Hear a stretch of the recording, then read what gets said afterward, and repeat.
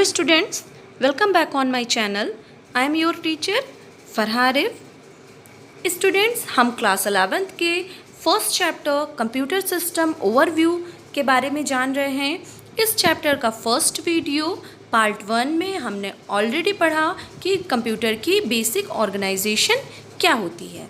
अब इस second part में हम जानेंगे what is memory and types of memory. So पहले जानते हैं मेमोरी क्या होती है. मेमोरी हमारी एक ऐसी यूनिट होती है जो किसी भी डेटा को हमारे सिस्टम में स्टोर करने के लिए यूज़ होती है. हम अपने मेमोरी में जो भी डेटा स्टोर करते हैं उस डेटा को हम फर्दर कभी भी फ्यूचर में यूज़ कर सकते हैं. तो ये थी हमारी मेमोरी. अब बात करते हैं टाइप ऑफ मेमोरी की. मेमोरी हमारी बेसिकली 2 टाइप की होती है. First one primary memory and the second one is secondary memory. Secondary memory को हम नेक्स्ट वीडियो में कवर करेंगे. आज के इस वीडियो में हम प्राइमरी मेमोरी और प्राइमरी मेमोरी के टाइप्स को कवर करेंगे. सो प्राइमरी मेमोरी हमारी बेसिकली 2 टाइप की होती है. फर्स्ट होती है हमारी रोम और सेकेंड होती है रैम मेमोरी. रोम मेमोरी भी हमारी 5 टाइप की अवेलेबल है मार्केट में. फर्स्ट है हमारी पी रोम, सेकेंड है ई पी रोम, थर्ड है double E P ROM, fourth है flash double E P ROM और फिफ्थ है मास्क रोम. ऐसे ही रैम मेमोरी भी हमारी 2 टाइप्स की होती है. फर्स्ट होती है हमारी डी रैम और सेकेंड होती है एस रैम. तो ये था फिगर कि कितने टाइप ऑफ मेमोरी हमारी अवेलेबल होती हैं. अब इन्हीं मेमोरीज को डिटेल में जानते हैं. पहले जानते हैं प्राइमरी मेमोरी क्या होती है. प्राइमरी मेमोरी हमारी टेम्परेरी मेमोरी होती है जो हमारे डेटा को टेम्परेरी बेसिस पर स्टोर करती है. प्राइमरी मेमोरी हमारे प्रोसेसिंग के टाइम पे जो डेटा होता है उस डेटा को स्टोर करने में यूज़ होती है या उस डेटा को स्टोर करने में हेल्प करती है. प्राइमरी मेमोरी हमारी बहुत लिमिटेड स्टोरेज कैपेसिटी की होती है. बहुत लिमिटेड, बहुत कम स्टोरेज कैपेसिटी की मार्केट्स में अवेलेबल होती है और as compare to secondary memory काफ़ी लेस कैपेसिटीज़ की होती हैं हमारी primary memories. Primary memory basically 2 type की होती है. फर्स्ट होती है रैम, सेकेंड होती है रोम. अब मूव करते हैं रैम मेमोरी पे. रैम मेमोरी का फुल फॉर्म होता है random access memory. RAM memory का फिगर भी आपको दिख रहा है. रैम मेमोरी हमारी एक चिप के फॉर्म में होती है. इस चिप के लिए हमारे मदरबोर्ड में अलग से स्लॉट अवेलेबल होता है. उस स्लॉट में हम अपने रैम मेमोरी को इंसर्ट कर सकते हैं. मदरबोर्ड पर हमारे रैम के लिए मल्टीपल स्लॉट अवेलेबल होते हैं. मीन कि हम मल्टीपल रैम को अपने सिस्टम में यूज़ कर सकते हैं. रैम जो मेमोरी होती है उसका फुल फॉर्म ही है रैंडम एक्सेस. मतलब एक ऐसी मेमोरी जिसके अंदर जो डेटा है उसको हम रैंडमली एक्सेस कर सकते हैं. तो डेटा को रैंडमली एक्सेस करती है हमारी random access memory. RAM memory का एक बेसिक नेचर होता है कि हमारी रैम मेमोरी वोलाटाइल होती है. वोलाटाइल वर्ड का मीन होता है कि वो मेमोरी जिसमें डेटा सिर्फ तब तक ही स्टोर रहता है जब तक हमारे सिस्टम को प्रॉपर पावर सप्लाई मिलती है. जैसे ही हमारे सिस्टम की पावर सप्लाई कट होती है हमारी मेमोरी का कंप्लीट डेटा रिमूव हो जाता है. तो रैम हमारी वोलाटाइल मेमोरी है. दैट्स मीन रैम में जो भी डेटा स्टोर होता है वो सिर्फ तब तक के लिए स्टोर रहता है जब तक हमारे सिस्टम को पावर सप्लाई मिल रही हो.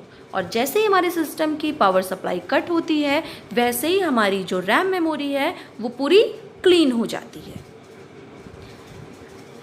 इसका एक बेसिक सा एग्जांपल है. जैसे हम कोई फाइल पे अगर हम वर्क कर रहे हों जैसे MS वर्ड की या एक्सेल की या कोई भी फाइल, जिस टाइम में हम उसे टाइप कर रहे हैं, हम उस फाइल को क्रिएट कर रहे हैं बट अभी हमने सेव नहीं किया है. जब हम अपनी फ़ाइल को सेव कर देते हैं तब तो हमारी मेमोरी जाके हमारी हार्ड डिस्क में सेव होती है.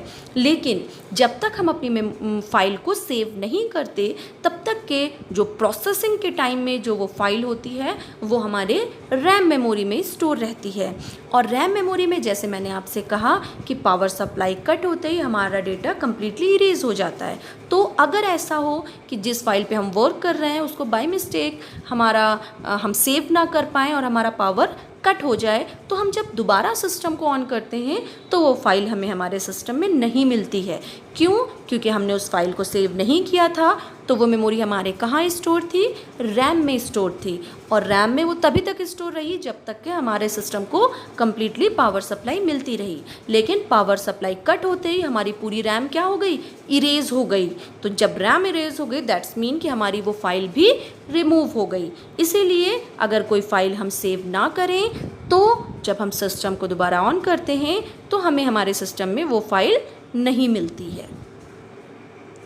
अब बात करते हैं रैम मेमोरी के टाइप्स की। रैम मेमोरी के भी 2 टाइप होते हैं।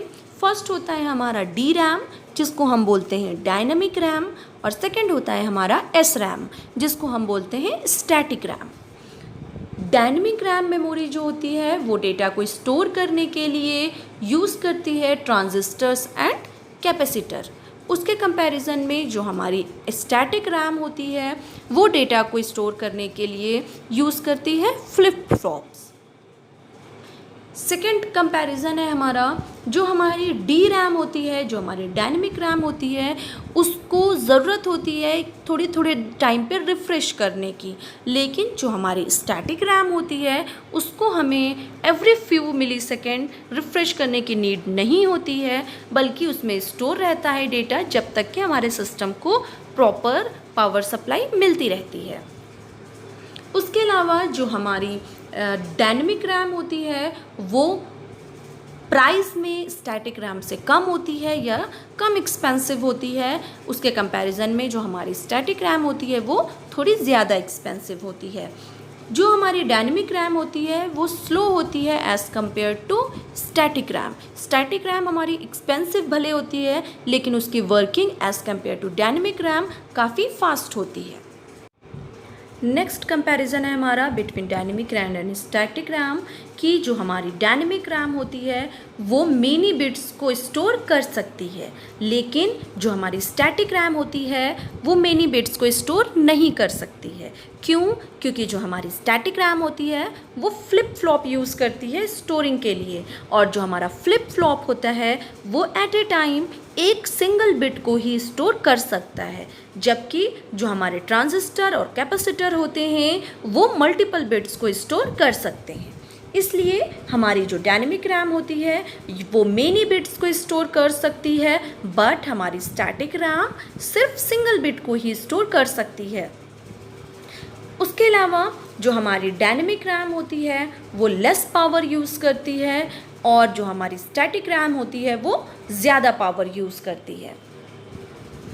नेक्स्ट कंपैरिजन है हमारा कि जो हमारी डायनेमिक रैम होती है वो बहुत कम हीट जनरेट करती है, उसके कंपैरिजन में जो हमारी स्टैटिक रैम होती है वो काफ़ी ज़्यादा हीट जनरेट करती है।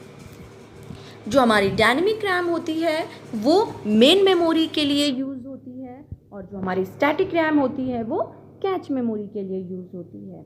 मेन मेमोरी जैसे कि हम जानते हैं हमारी रैम और रोम, तो जो हमारी डायनेमिक रैम होती है वो बेसिकली रैम और रोम के साथ वर्क करती है, रैम और रोम के लिए यूज़ होती है। लेकिन जो हमारी स्टैटिक रैम होती है वो हमारी कैच मेमोरी के लिए वर्क करती है। अब कैच मेमोरी क्या होती है? कैच मेमोरी हमारी एक ऐसी मेमोरी होती है जो हमारे CPU और हमारे रैम मेमोरी के बीच में वर्क करती है।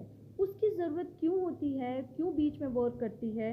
क्योंकि हमारा जो CPU होता है उसकी प्रोसेसिंग काफ़ी फास्ट होती है, लेकिन जो हमारी रैम मेमोरी होती है उसकी स्पीड, उसकी जो स्पीड है वो एज़ कम्पेयर टू CPU काफ़ी स्लो होती है। तो आप ही बताइए, अगर एक चीज़ बहुत फास्ट वर्क कर रही है और एक चीज़ बहुत स्लो वर्क कर रही है तो क्या वो दोनों कभी एक साथ कंपैटिबल होंगे? क्या वो एक साथ परफेक्ट आउटपुट दे पाएंगे?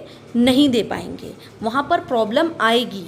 इसी प्रॉब्लम को सॉल्व करने के लिए हमारी कैच मेमोरी यूज़ होती है जो CPU और हमारी रैम मेमोरी के मिड में यूज़ होती है। वो इन दोनों की स्पीड को बैलेंस करने का काम करती है। जो हमारी कैच मेमोरी होती है उसकी speed as compare to RAM memory काफ़ी फास्ट होती है। तो कैच मेमोरी हमारी ऐसी मेमोरी होती है जो रैम और CPU के बीच में वर्क करती है उन दोनों की स्पीड को मैनेज करने के लिए। या हमारे CPU को फास्ट डेटा प्रोवाइड करने के लिए। तो हमारी जो स्टैटिक रैम होती है वो कैच मेमोरी के लिए वर्क करती है, जबकि जो हमारी डायनेमिक रैम होती है वो मेन मेमोरीज के लिए वर्क करती है। Now move on the second type of main memory, that is ROM. ROM memory हमारी बहुत ही स्मॉल सी चिप होती है। रोम मेमोरी का size as compare to RAM memory काफ़ी छोटा होता है। रोम मेमोरी भी हमारी मदरबोर्ड पर ही लगी हुई होती है। रोम मेमोरी, जैसे इसका फुल फॉर्म है रीड ओनली मेमोरी, वही इसकी वर्किंग भी होती है। मींस कि रोम मेमोरी को सिर्फ रीड किया जा सकता है, उस पर कुछ भी राइट नहीं किया जा सकता है।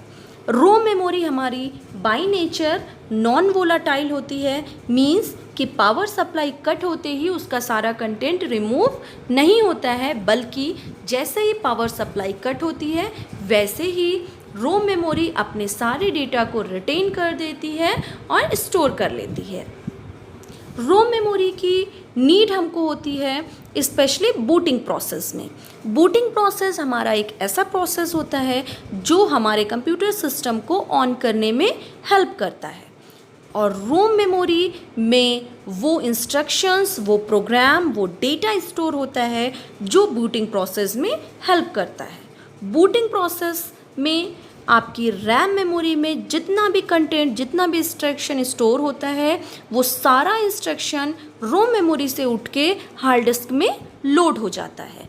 उसके बाद ही हमें हमारे सिस्टम पर डेस्कटॉप स्क्रीन प्रोवाइड होती है। ये होता है हमारा सिस्टम को स्टार्ट करने का प्रोसेस, या जिसे हम कहते हैं बूटिंग प्रोसेस। और जैसे ही हमारे पावर सप्लाई कट होती है वैसे ही हमारा सारा डेटा वापस आकर रोम में स्टोर हो जाता है। मींस पावर सप्लाई कट होने पर रोम हमारी इम्पटी नहीं हुई, इरेज नहीं हुई, बल्कि उसने बाकी अपने वापस सारे डेटा को रिटेन कर लिया। तो ये होती है हमारी रोम मेमोरी। रोम मेमोरी भी मल्टीपल टाइप्स की अवेलेबल होती हैं, जैसे कि फर्स्ट टाइप है हमारा पी रोम। पी रोम का फुल फॉर्म होता है प्रोग्रामेबल रीड ओनली मेमोरी। नाम से ही पता चल रहा है प्रोग्रामेबल। प्रोग्रामेबल मतलब जिसको प्रोग्राम किया जा सके। रीड ओनली मेमोरी, जो प्रोग्रामेबल रीड ओनली मेमोरी होती है, उसको हम वन टाइम प्रोग्रामेबल मेमोरी भी कह सकते हैं। क्यों? क्योंकि जो हमारी पी रोम होती है उसको सिर्फ एक बार ही राइट किया जा सकता है। एक बार उस पर जो राइट हो गया उसके बाद उस डेटा को हम इरेज नहीं कर सकते हैं। सो प्रोग्रामेबल रोम जो होती है उसको सिर्फ वन टाइम राइट किया जा सकता है, सिर्फ वन टाइम प्रोग्राम किया जा सकता है। और जो हमारी पी रोम होती है उस पर कुछ भी राइट करने के लिए, कुछ भी बर्न करने के लिए जो डिवाइस यूज़ होती है उसको हम रोम बर्नर बोलते हैं। रोम बर्नर की हेल्प से पी रोम मेमोरी पर कोई भी प्रोग्राम राइट किया जाता है। Next type of ROM memory होती है हमारी ईपी रोम। ईपी रोम का फुल फॉर्म होता है erasable programmable read only memory. Erasable programmable मतलब ये हमारी ऐसी मेमोरी होती है जिसको हम मल्टीपल टाइम इरेज कर सकते हैं, और उस पर जो प्रोग्राम राइट किए जाते हैं वो राइट किए जाते हैं with the help of UV radiation, और उस कंटेंट को, उन प्रोग्राम्स को हम मल्टीपल टाइम जितनी बार भी चाहें इरेज कर सकते हैं। इस कंप्लीट मेमोरी को इरेज होने में लगभग 20 मिनट्स लगते हैं। 20 मिनट्स में हमारी पूरी मेमोरी इरेज होके क्लीन हो जाती है, और वापस हम with the help of UV radiation उस पर कुछ राइट कर सकते हैं अपने प्रोग्राम्स को। Next type of ROM memory होती है हमारी double EP ROM. Double EP ROM मतलब electrically erasable programmable read only memory. मतलब ये इरेजेबल तो है, जो हमारी ईपी रोम थी उसको हम इरेज कर सकते थे, लेकिन जो हमारी डबल ईपी रोम है उसको हम इलेक्ट्रिकली इरेज कर सकते हैं। इलेक्ट्रिकली इरेज करने का फ़ायदा ये होता है कि इस पे जो कंटेंट है वो ज़्यादा स्पीडली इरेज हो जाते हैं, ज़्यादा फास्ट हम उस चीज़ को इरेज कर सकते हैं। लेकिन जो हमारी डबल ईपी रोम होती है इसमें हम कुछ सेपरेट नंबर ऑफ बाइट, कुछ पर्टिकुलर नंबर ऑफ बाइट को ही इरेज कर सकते हैं, जबकि जो हमारी ईपी रोम थी उसमें हम कंप्लीट रोम मेमोरी को अपने इरेज कर सकते थे। अब मूव करते हैं नेक्स्ट टाइप ऑफ रोम पे, जो कि है हमारी फ्लैश EEP रोम। फ्लैश EEP रोम मेमोरी जो होती है वो भी EEP रोम मेमोरी की तरह ही वर्क करती है। डिफरेंस ये होता है कि जो हमारी EEP रोम थी उसमें हम सेलेक्टेड कंटेंट को ही इरेज कर सकते थे, लेकिन इन अ फ्लैश EEP रोम हम कंप्लीट कंटेंट को इरेज कर सकते हैं, वो भी विद इन अ सेकेंड। हमको टाइम नहीं लगता, हम 1 सेकेंड के अंदर ही आपके कंप्लीट जो EEP रोम का कंटेंट है उसको इरेज कर सकते हैं। तो ये डिफरेंस है EEP रोम और फ्लैश EEP रोम में। अब लास्ट रोम के मेमोरी के टाइप को डिस्कस करते हैं, जो कि है हमारा मास्क रोम। मास्क रोम हमारी basic type of ROM memory होती है, जिसमें जो भी डेटा राइट होता है वो मैन्युफैक्चरिंग के टाइम में राइट किया जाता है। मैन्युफैक्चरिंग के टाइम में जो प्रोग्रामर होते हैं उसमें वो उस बूटिंग से रिलेटेड प्रोग्राम्स को, इंस्ट्रक्शंस को स्टोर करते हैं, और उस मेमोरी को जो हमारी मास्क रोम है उसको कभी भी फिर इरेज नहीं किया जा सकता है, फिर कभी भी उसे रीप्रोग्राम नहीं किया जा सकता है।